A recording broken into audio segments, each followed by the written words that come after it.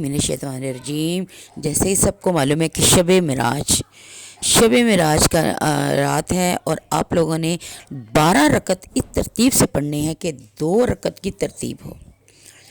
ہر رکعت میں آپ نے سورہ فاتحہ کے بعد سورۃ اخلاص 5 مرتبہ پڑھنی ہے۔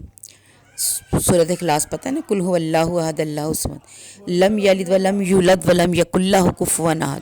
پھر 12 رکعات کے بعد آپ نے 100 مرتبہ کلمہ تمجید، 100 مرتبہ استغفار اور 100 مرتبہ دروشی پڑھنا ہے۔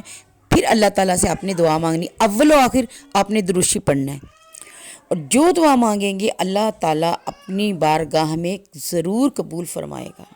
آپ لوگوں نے اس رات میں خاص طور پر اپنے لیے اور دوسروں کے لیے دعا مانگنی ہے۔ یا باری تعالیٰ کہ ہم سب کی مشکلیں، پریشانیاں، دکھ تکلیفیں دور کر دے۔ ہماری زندگی میں جو بھی غم ہے، جو بھی ٹینشن ہے، جو بھی پریشانی ہے، آپ نے دل کے ساتھ یہ دعا مانگنی ہے۔ اب یقین مانے کہ دیکھیے گا اللہ تعالیٰ ضرور سنے گا۔ یہ قبولیت کی گھڑی اور قبول ہونے والے دن ہیں، قبول ہونے والی راتیں ہیں۔ پلیز اپنے لیے دعا کریں، لیکن دوسروں کے لیے بھی ضرور دعا کریں۔ ہو سکتا ہے کسی کی دعا آپ کی آمین کہنے سے قبول ہو جائے۔